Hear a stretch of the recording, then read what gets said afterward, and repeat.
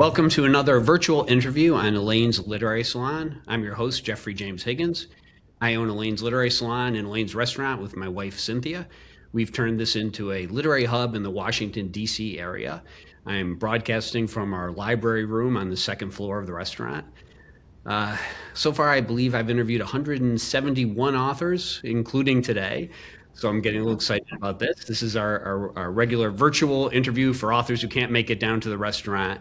Today, I'm reaching out to New York to interview Emil Buchman. Emil was born in a galaxy far, far away, also known as Baku, Azerbaijan, and he came to the United States in the early 1990s. Currently, he lives in Brooklyn, New York with his beautiful wife and adorable wheaten terrier, Chloe. Emil's a practicing transactional lawyer structuring and documenting complex debt instruments, but by his own admission, this is a boring part of his life. When he's not practicing law, Emil enjoys reading and watching classics, history, fantasy, and sci-fi. When he has nothing worthy to read or watch, he writes his own stories. So Emil, welcome to Elaine's Literary Salon. It's a pleasure to have you. Thank you for having me, Jeff. So let's start. Do you have a copy of your book with you? Yeah, I actually have a copy of both of my books. Okay. Because the first one that I started with was written for a birthday. Oh, I don't think it really shows. It was written for a birthday of my granddaughter. So that was my first experiment. It was called The Incredible Adventures of Hannah in Judea. The book eventually won the Purple Dragonfly Award from Story Monsters, and it was written for middle grade audience, where I just simply took my granddaughter and threw her in the middle of a civil war in 1st century BC Judea, and then she was very instrumental to that civil war, connecting with Herod, Miriam, Julius Caesar, Mark Antony, and all other people who she didn't know before the book, but now she does. And then this is the second, it is the Redemption Post Mortem. The idea came to me totally unexpectedly. I thought about it and I decided to put pen to paper, and in 3 months, from soup to nuts, I wrote a book. Then it was, of course, a long process with editing and everything, but, it was really enjoying writing, and sometimes I would realize that it's already dawn outside and I'm still writing. So it was I love to hear that. I talk to so many writers who, because it's so difficult, right? To write well is very difficult. And so many writers, I think, get caught up in the marketing issues and trying to follow trends or the difficulty itself in the writing. I mean, there's days as writers we all have that are terrible, right? Sometimes the story's not coming, sometimes the actual craft isn't coming, but to find joy in the actual writing, in the actual storytelling, I think that's really critical. I think writers have to connect to that. So I'm so happy that you had that. It was kind of throughout that intense 3 months. Did you have that? Did you have moments in there when you were a little concerned? You know what? No, but what I did, I literally let the story take me where it would take me. To tell the truth, the idea of the book and the end result are very, very different. Because as I was writing, I would do quick research into the places, geography, the background, etc., and then a new twist would just come up, and I would follow it, and here I am with a book. So yeah, probably there were days where I felt lazy, but otherwise, it was a breezer. You were really smart. A lot of people, and I'm a big outliner, and a lesson people have to learn very early is that when your characters are trying to do something, let them do it. When the book's trying to go in a direction, allow it to happen. Just because you preconceive something, it can be a real trap to try to stick to an outline. But let's back up a little bit. Why don't you give us a little bit of a synopsis of what's Redemption about? So Redemption Post Mortem is about a nameless soul, and the reason the soul is nameless because that, of course, happened post-mortem, who was really snatched out of the Oblivion by the department, heavenly Department of Justice, and was thrown into a so-called pilot program created specifically to weed out Satanists and idolaters throughout the earth. So I modeled my book really very much based on the government, right? So the angels, that's a government. That's heavenly offices. Demons are nothing else but a maintenance department, and the soul is a special operator, which you're much more familiar than I am in your books, a special operator who is sent on a mission to do what he's supposed to do. So his first mission was to disrupt the satanic ritual of the U.S. chapter of Order of Nine Angels. He did that, saved a girl who was the intended sacrifice, and all of a sudden he stumbled upon the excerpt from the book called Book of Remedies. Book of Remedies was written, at least that's how the legend goes, by Shem, the son of Noah, and then was lost to centuries and had all kinds of magic powers. So his second task was to find the book, and he was tracking the book all the way through Middle East because he tried to follow the transition of the lost tribes of Israel through Iraq, Iran, Afghanistan, going to all these pretty war-torn countries, and eventually he found what he needed, and then the story takes 180-degree turn, which I'm not going to disclose. Yeah, let's not give up too much. I mean, it's a really cool idea. You mentioned how it ended differently than you'd originally conceived of it. Where did the germ of the idea come from? Was this something that you've been living with for a long time, or did something happen that made you think of it? You see, I am a big fan of history and philosophy, to be precise, theology. And if you really look at this theology, the view of hell and heaven and afterlife, they're viewed very differently, and people interpret them somewhat differently from what I see is in real theosophical works. You see, hell is not necessarily a place where you get roasted on a slow burner. Hell is where you're actually being shown all the terrible things that you've done throughout your life, and then your soul actually judges you. And if your transgressions are something that you can survive, then you will eventually end up in heaven. If not, then you will be exterminated, not by some third force, but by the embarrassment of your own soul. So that was the first kind of the basic premise of the book. Can I just ask you before you go on, how did the concept of like heaven and hell evolve? Isn't it a fairly recent sort of description? You know, like, because what you're describing is different than a lot of people think of it, right? Didn't it? At what point in the last 2,000 years did it change? Probably, but I base my views, a lot of my views come from Kabbalistic learning. And, heaven and hell are the concepts that misunderstood by people. Again, this is just the terminology. Even the word Gehinnom, translated from Hebrew, is nothing else but the Valley of Fires, which is basically the place outside of Jerusalem where they used to burn trash for the city. Somehow that became hell.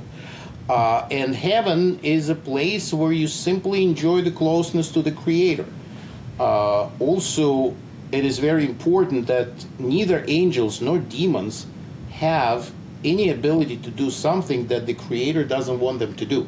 There's always a Creator who controls everything. Sometimes, however, the Creator chooses to take a very hands-off approach. Why? Well, you have to ask the Creator. I don't know. But most likely because He wants us to grow. He wants us to understand the right and wrong, to make moral choices. And that is how the story developed. It's basically the angels are nothing else but just government bureaucrats who do what they're supposed to do And demons are nothing else but just maintenance workers who go about and fix stuff in the creation. And they sometimes receive a maintenance call, in my book at least. And sometimes that maintenance call, I call it false maintenance call. So somehow humans over the past 6,000 years figured out how to call certain demons. And they deliver a false maintenance call, and the demon then shows up pretty pissed because he realizes that he was just called for no reason. And humans were trying to take advantage of that to actually not really a good result, because demons do not have the ability to change anything or to give anything in return. So that's the premise. That's the theosophical premise of the book.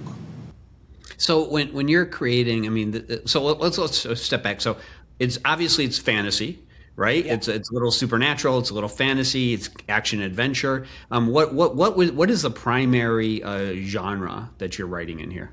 Well, it's hard to say. I would say it's probably somewhere on the junction of action adventure, because a lot of the story goes through a lot of action in places like Iran, Pakistan, Afghanistan, a few scenes in the UK. But at the same time, the premise of the story is, well, I hate to call it paranormal. I would call it more theosophical premise that people can buy or not buy, depending on what their views of heaven and hell are.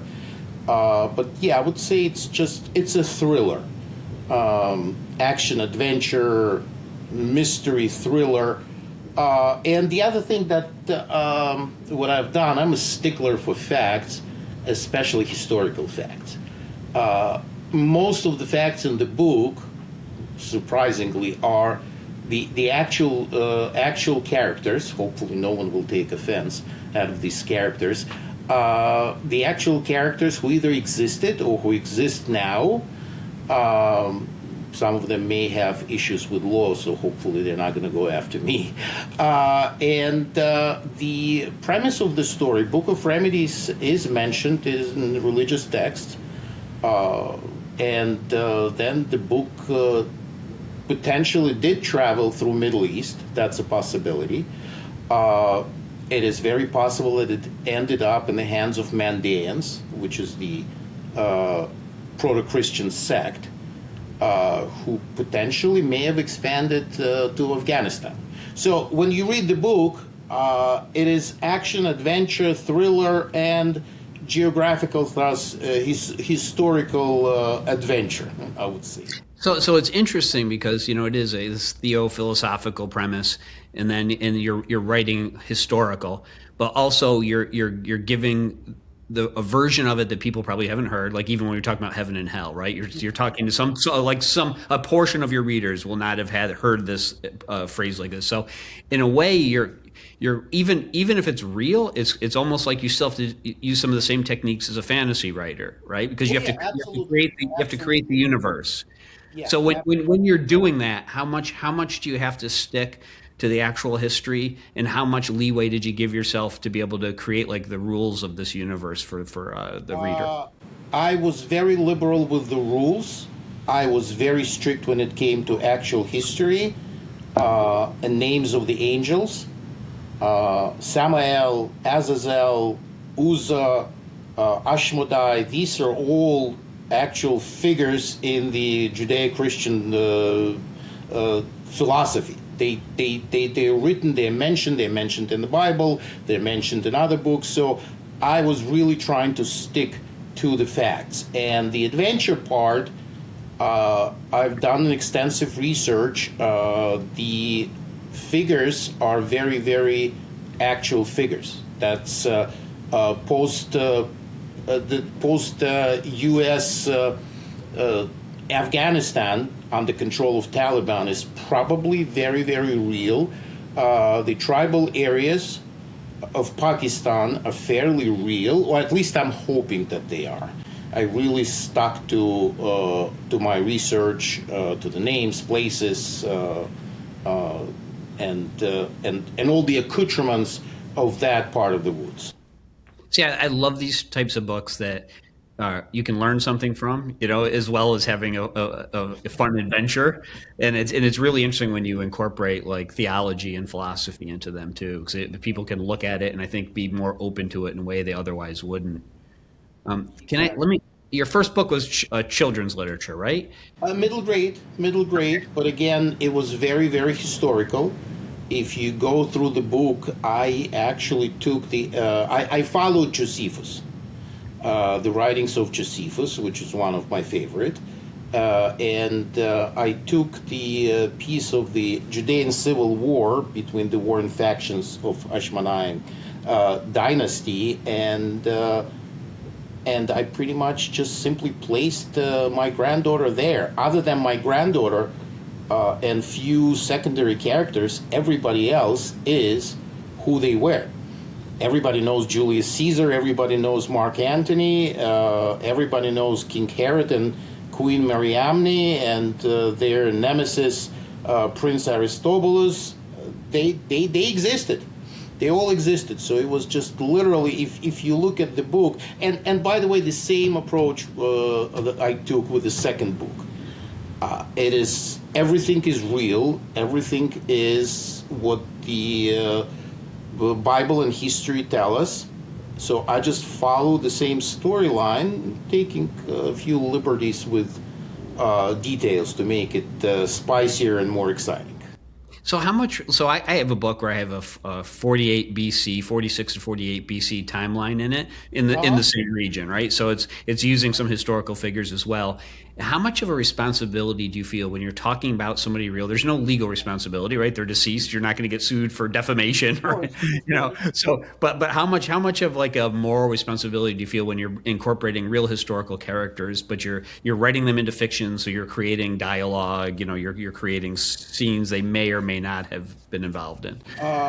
Well, there is of course a poetic license here, but otherwise, I try to stick to the writings of their contemporary historians, Josephus, Philo, and everybody else who actually who saw these people and wrote about them.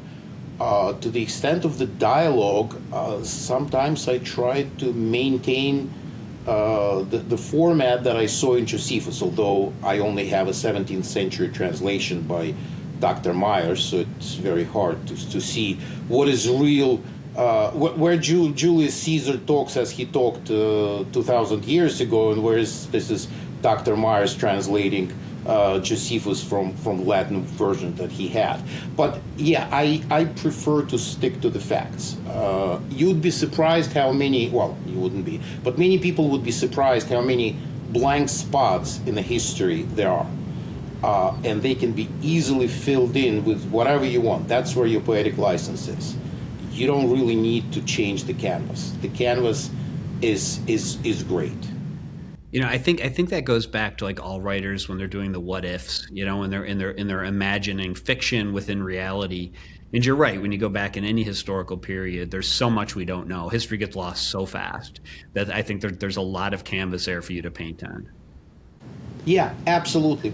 And the same, by the way, with the paranormal, supernatural. Even if you take a look at the biblical characters, angels, demons, whoever you have, they're described in very, very generic terms. And when I approach that, of course, no one knows what exactly angels do or what exactly demons do.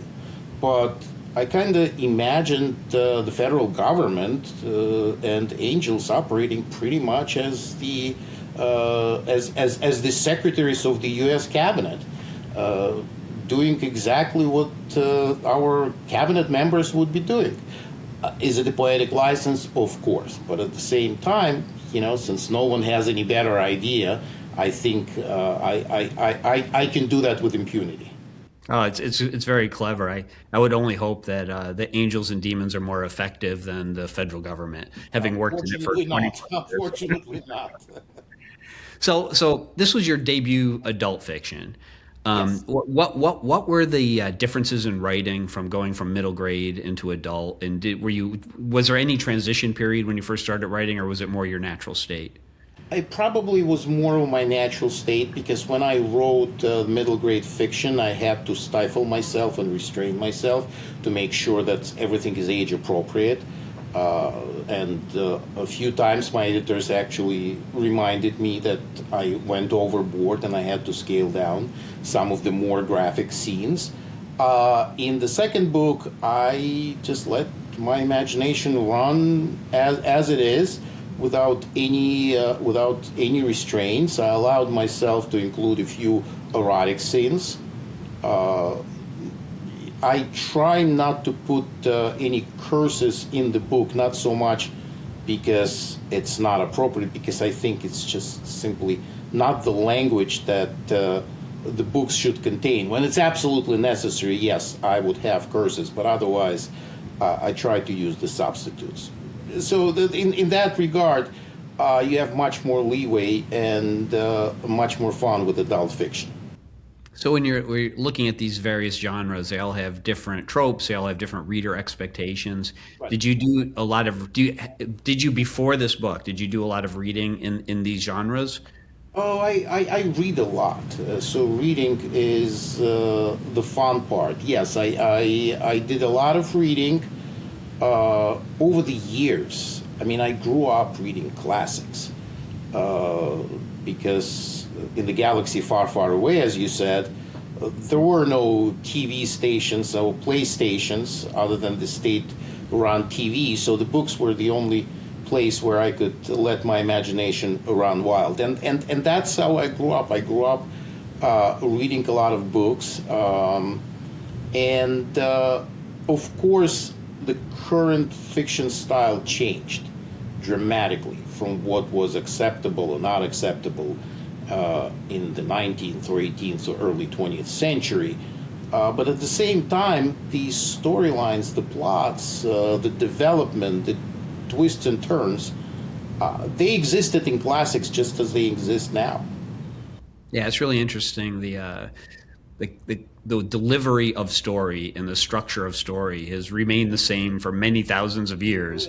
But what's popular at a given time? Like I was just reading a book from the mid '90s, and it was a number one New York Times bestseller. It would never get Mhm. published today. Just way too much backstory, too slow. Bad, the pacing and everything wouldn't work. So you really have to be up on yours reads like a contemporary book though. So well done. Yes, absolutely. And again, I would follow my sort of gold standard, the books that were made into movies or series, because that is the speed of action that probably the readers would expect, and that is the kind of the trope that the readers would want. And I personally think that George Martin's Game of Thrones is probably the gold standard of how the story, not so much with points of view. There are too many storylines, and people often get lost with that. But in terms of the speed of the development, the action, how fast it goes, that's probably the gold standard of writing, at least from my point of view. Yeah, no, I agree. In the fantasy genre, for sure, it's a really a spectacular work. So I'm interested about your debut experience. So it's your second book, but your debut for fiction. Um, Mhm. I noticed. I believe you have your illustrator on Amazon listed as well. That's for the cover design? Yes, yes. Unlike my middle grade book, I didn't have illustrations inside. For the my middle grade book was illustrated by Laura Hollingsworth, who is the illustrator of the Keeper of the Lost Cities, and her style was more appropriate for the book, for the middle grade book, and it had a lot of inside illustrations. This one, yeah, I was focusing primarily on the cover, and I found this wonderful gentleman from South Africa, Vincent Sammy, who turns out to be very well known in the dark fantasy circles, and he was the one who put together a fantastic cover, at least from my perspective. No, it's excellent. How much input did you have in the cover? Did you just give him like the blurb on the book and let him run with it, or did you give him specific? Surprisingly, unlike the first book where I was very hands-on with this one, Vincent did such a great job that when I saw it, I sort of thought that's exactly what I wanted. So tell us about that experience of receiving your books when you first open the box and get to hold that idea that's been bouncing around in your head for so long. Yeah, it's exciting. It's exciting, of course, to see in print all your thoughts and this sleepless nights, and all of a sudden, finally finding the expression on paper. It was absolutely great. I really enjoyed it.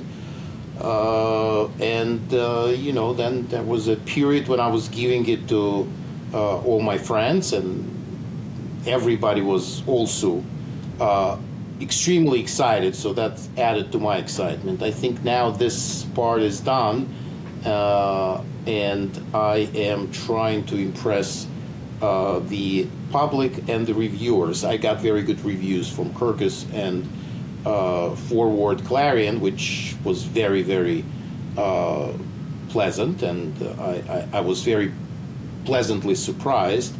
Well, the rest is the readers will be the judge and the jury.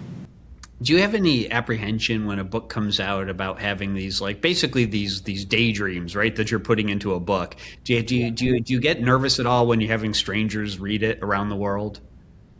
Not so much strangers, but when I read it, it's one of those moments I read it, they say, why did I say that? I could have done it much better. I could have done it much more exciting. This sounds really cheesy. And then I get 5-star reviews on Amazon, and I think maybe it's just, maybe I should stop reading my own book. Yeah. Let the others judge it. I don't know any writer who doesn't have that same feeling. Like, I never go back and reread my stuff, but if I have to see something from like years ago or even a year ago, I'll go back and I'll be like, oh my God, every time you write, by the time you finish a book, you're a better writer than you were when you started it, right? So you would always do something differently, but at least you pulled the trigger. Sometimes writers get into that trap of just rewriting and rewriting and rewriting, and a lot of times it'll lose its pacing, it'll lose its energy with too much of that. And so you really just got to get it out into the world at some point. Exactly. Yes, at some point you got to say enough is enough. You had all your editors, you had all your consultants, so now it's time to let your voice speak to the public. What is it you want readers to come away with when they read this book? Because you have so much theology and philosophy in it. Well, I want what the main purpose of the book is to understand that there is an absolute morality in the world. I know some people may not like the words God-given or creator-given morality, but there are absolute norms of morality that we all subscribe to. And no matter how many times we have to kind of deviate from that straight path, because life is not black and white. Life has all colors of rainbow. The moral compass is still the same, and that was the idea with my character, who started. I wouldn't say a shady character, but a soul who would do everything to weasel its way in heaven. And at the end of the book, it is a person who would be making moral choices regardless of the consequences. So that is the main story, that is the main lesson of the book. There is an absolute morality, and we all follow it, and we have to follow it. And at the end of the day, that's the only winning strategy. So if you have, outside of like a Judeo-Christian ethic, right? Outside of that, if you're looking at other cultures that have some very significant different other moral guidelines, let's say, how does that jive with a moral imperative, like a moral a God-given morality that's imposed on everyone else, when you do have other cultures that like maybe put the first daughter to death, or or whatever it is, gouge the eyes out of a child? True, but I don't know what it was 3,000 years ago, but today 10 Commandments is a universal moral standard. Whether it's Judeo-Christian mentality or Muslim philosophy, Muslims are pretty much, very much espouse the same ethical rules. I'm not talking about deviations, there are plenty of that in the world, but mainstream Islam is also very, very ethical in its base.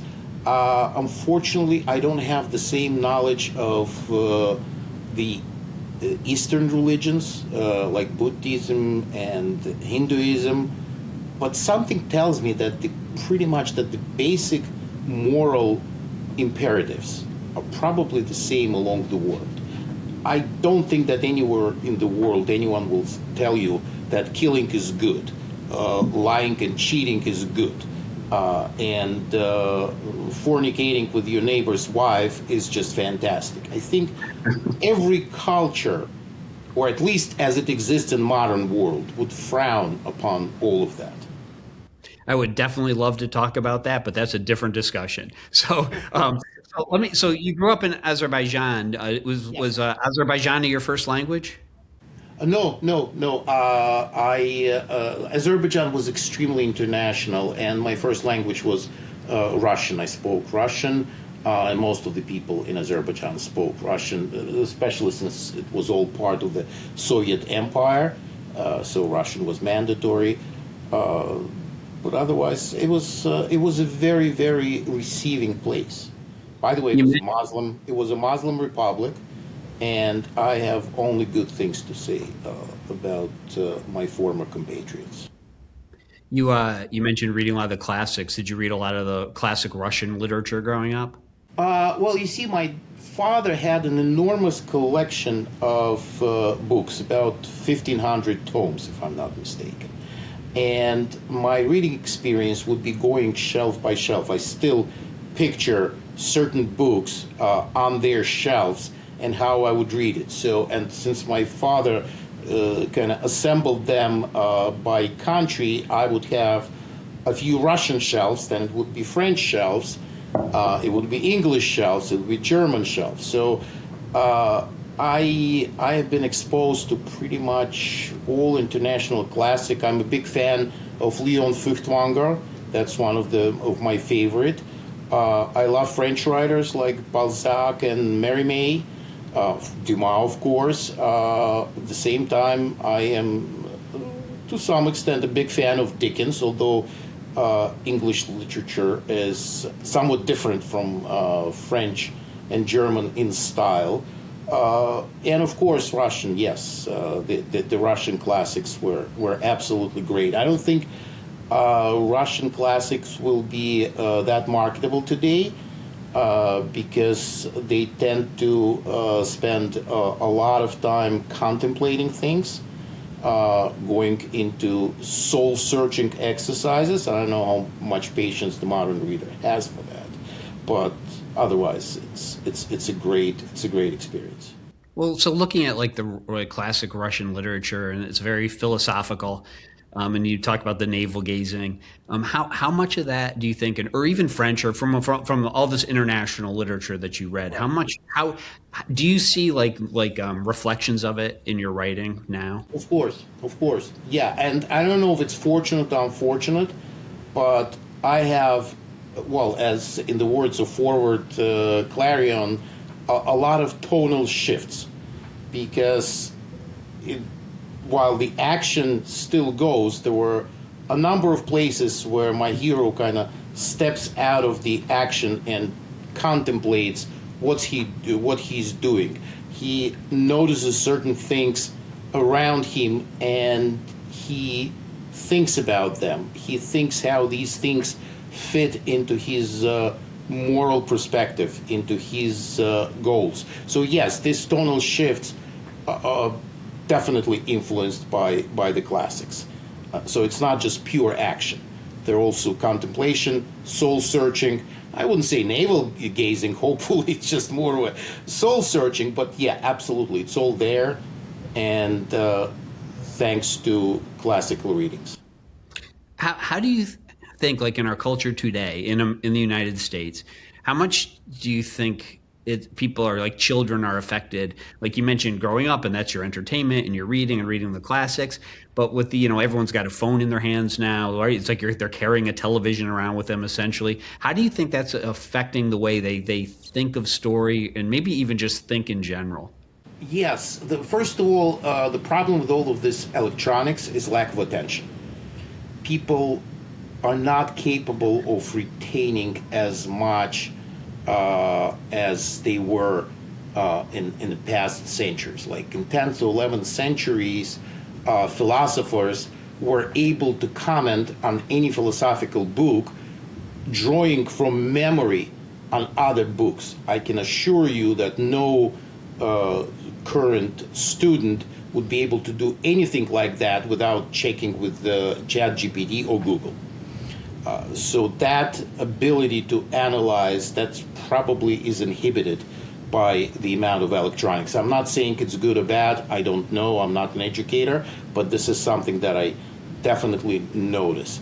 And then the second thing, what I really don't like about mass culture is this focus on those superheroes. The reason why I have a problem with that is that people say, first of all, in order to achieve something, you have to be a superhero. But the reverse is also true. If I'm not a superhero, I don't need to bother. And that's what I tried to show with my first book, where I had a normal 13, 12-year-old girl without any super abilities, just simply by being there, by understanding love, loyalty, friendship.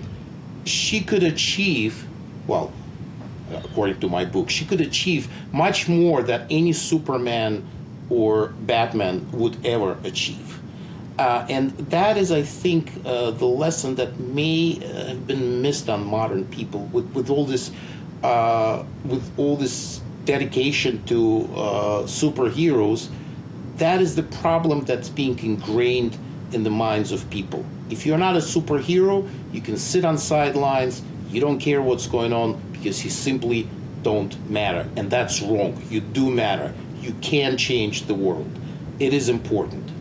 And that is, and I continue with that message in my second book.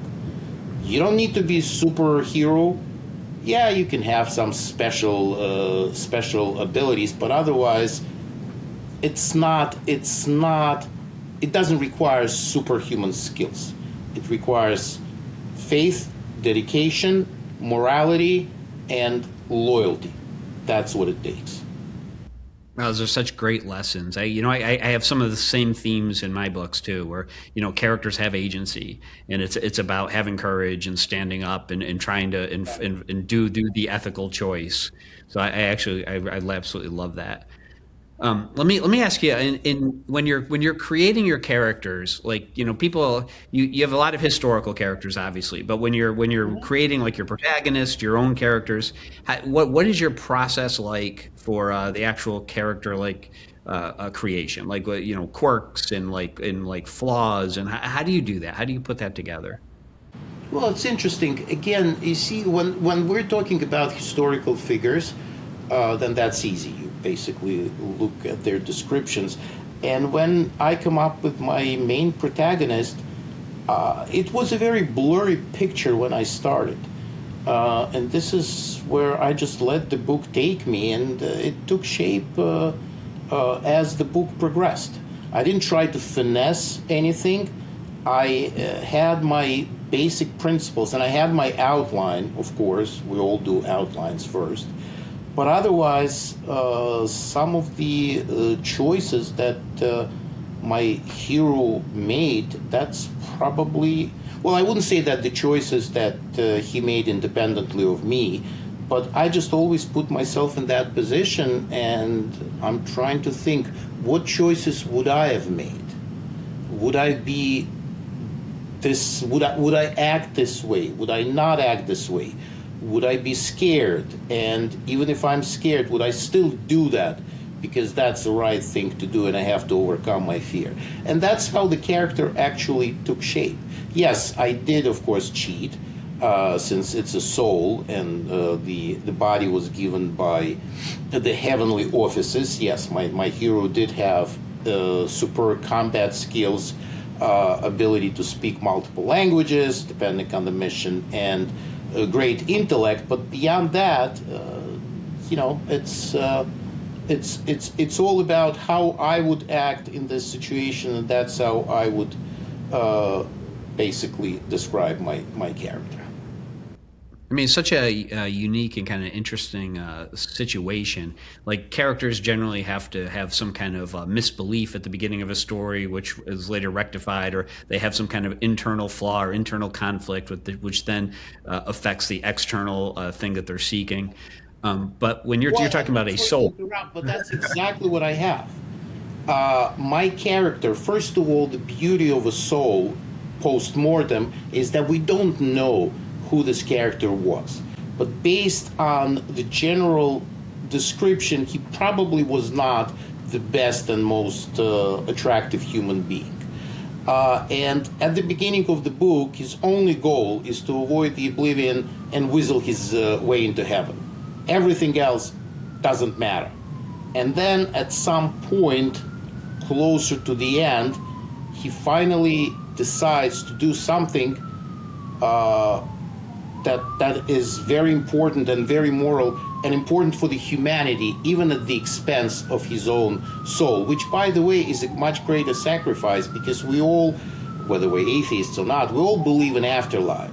So sacrificing yourself for the better afterlife, that's probably not as grave of a choice when you are actually sacrificing not only yourself but also your afterlife. So that is the moral growth is there, Jeff, and it's absolutely. I trace that down in your books. I trace down everywhere. I just didn't want to focus on the flaws that may be the subject of sequels, where I actually finally get to reveal what the main hero was before he died. So that's but that's again for sequels. oh, I love it. In your setting, I mean, this is an international thriller, right? So you talk about being in Afghanistan, all over. How much research did you have to do? And I know it's based on a lot of your reading, but how much as you were writing, did you have to stop and break to research, or did you just plow forward? Yes, no. I would stop. I would do research. I would do a lot of traveling blogs, especially in Pakistan and Afghanistan. I tried to kind of, and again, it was great to actually see the travelers, the video stories by travelers, because you can actually get a feel of the place. You can see it. Plus, I've been traveling a lot. I haven't been to Pakistan or Afghanistan, but I have been to Bangladesh, so I do have some idea of how that part of the world may look like.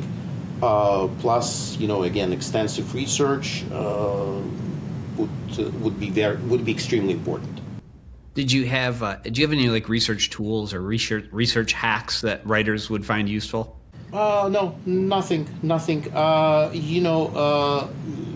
The normal research, going through Google, through the YouTube, it's actually, right now, research is so easy. You don't have to spend hours and hours in the library,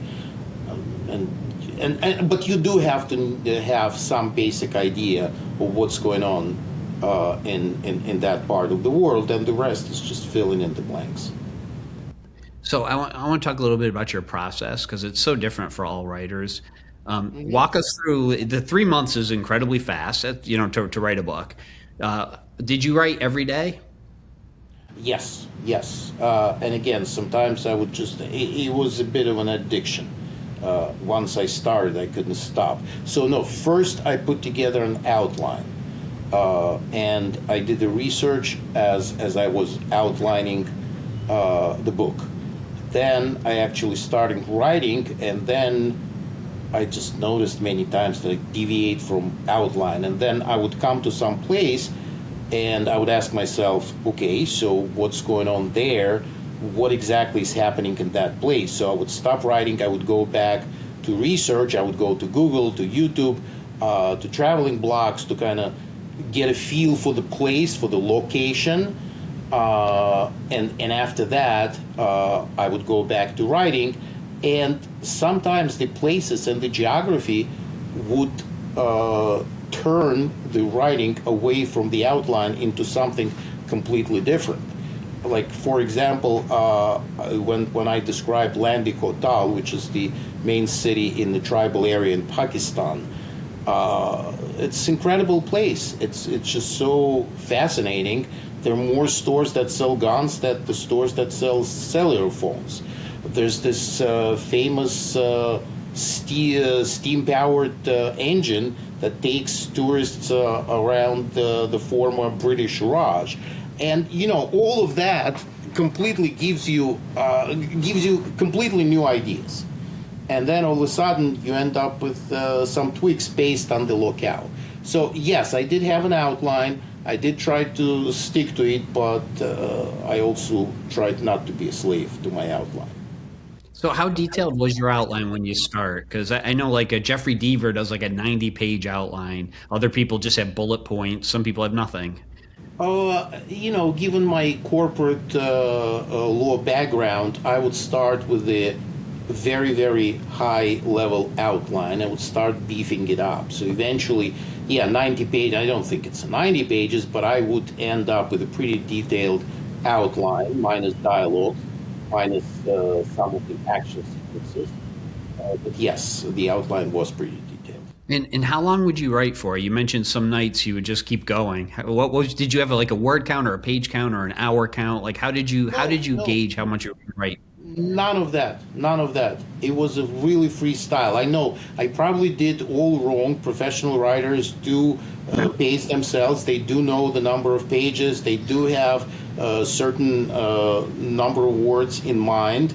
I did look at what is the normal for the modern day thrillers, what is the normal page count, but I didn't really restrain myself. I would write and write and write and write, and then yes, I did have to cut some parts to make it a bit more digestible, but otherwise, no, I didn't have any guideposts.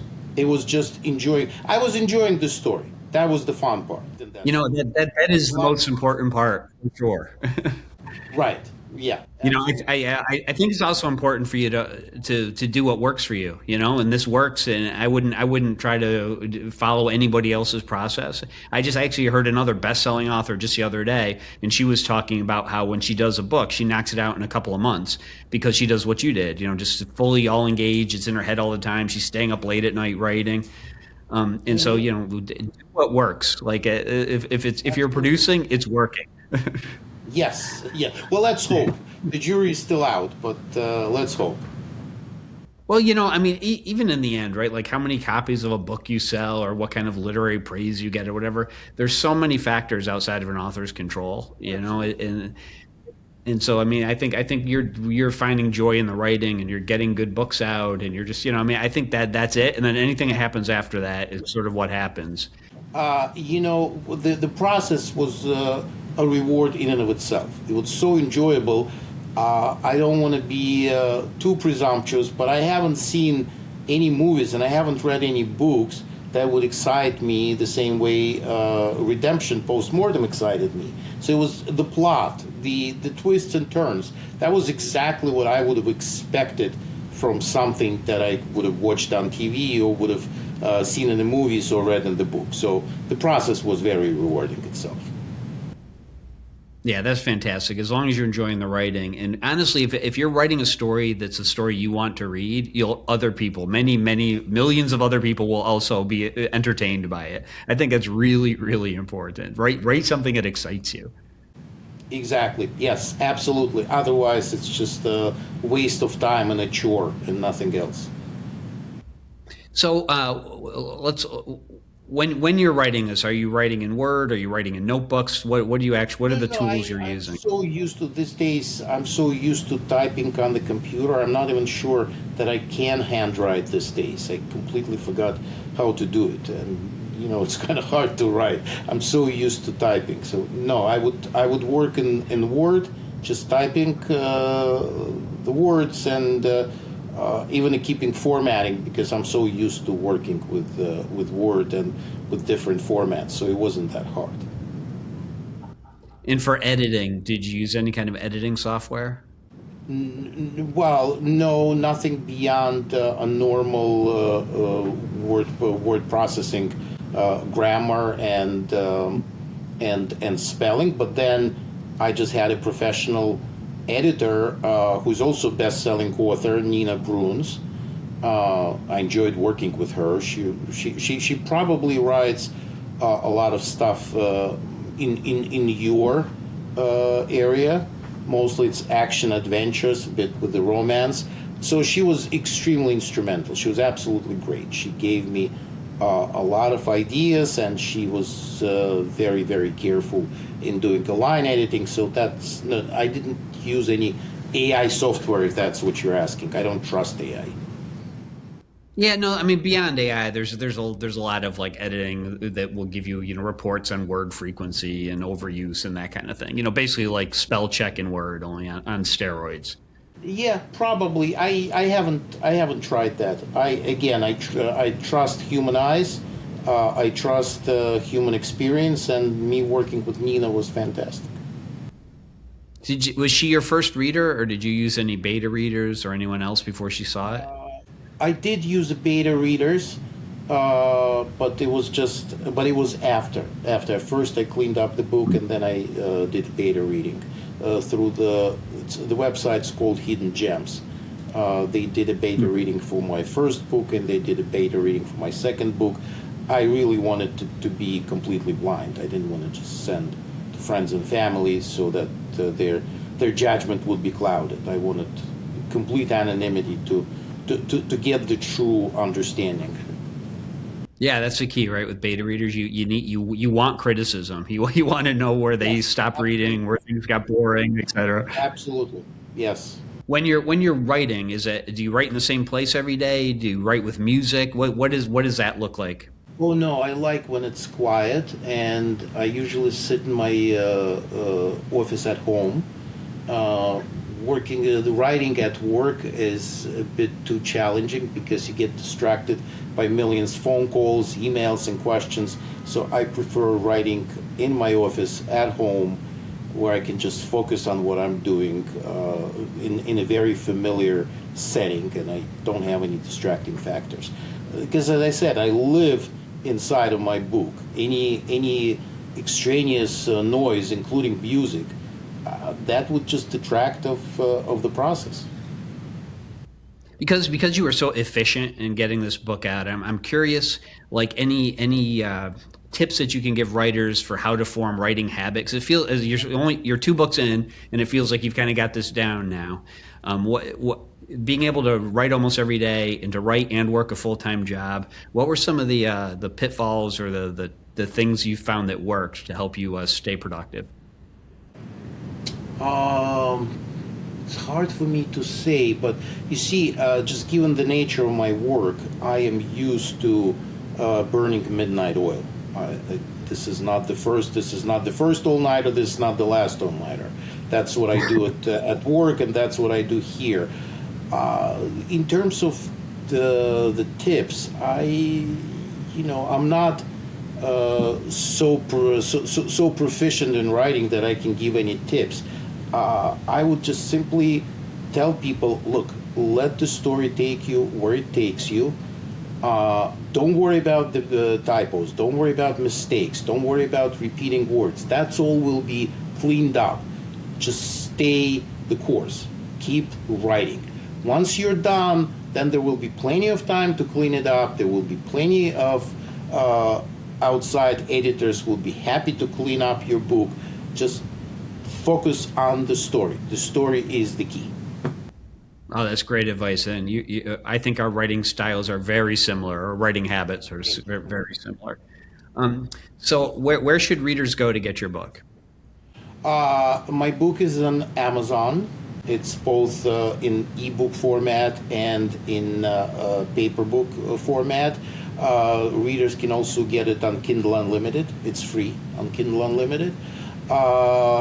and to the extent that people need more copies, it's also on Ingram Spark, but that's probably for wholesalers mostly. And do you have any appearances coming up? I'm not sure when this will air, but do you have? Are you doing some book signings? No, you see, when I wrote the book, I didn't know much about marketing. I'm still learning, so Join the thank club. you. Yes, I thank you for this interview. To tell the truth, yes, someone put together for me a marketing plan, but I have no idea what's going to be next. I haven't even studied that marketing plan because that I find that's the boring part of the writing. I can tell you, I've talked to hundreds of authors about this, and the one thing that when a book breaks out, it tends to be an influence maker loves a book and breaks it out to their giant platform. And other than that, no one seems to really know. Like things going on podcasts, doing book signings, going to book clubs, getting the word out there and having people recommend your book seems to be the way that it spreads. But it seems from my experience, once an influencer or somebody that has a large audience can get it out to them, that's when a book breaks out. I mean, publishers don't really know, agents, they'll tell you, right? They Yeah, just don't know exactly. what's going to take off.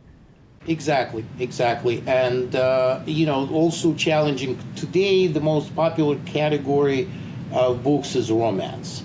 Mm. Mine is more of a paranormal thriller. There are some there is a love story, there are some erotic moments, but it's not a romance. Number one today bestseller is Alchemized, which is characterized as romantasy. Um, therefore, marketing. I'm still in a very nascent stages of the marketing process. I have to think it through. I have to clean up my website, which is not that great. It's emilbuchman.com, but it still requires a lot of work. And generally, I've never been very active in social media, so it's the learning curve is very very steep at this point. It is for all authors, and it changes all the time. So the thing that works in marketing today doesn't work in 6 months. So don't feel bad. We all go through that. So Emil, this has been really fun. I wish you a lot of luck with your book. Thank you. Congratulations on it. I always ask people who are listening to this or viewing it to please go on Amazon and rate your book. Even if you don't leave a review, just leave a rating. 'Cause it really helps people discover a new writer. So Thank this you has very been much, Jeff. I really appreciate having me, and it was great. all right. Thank you so much.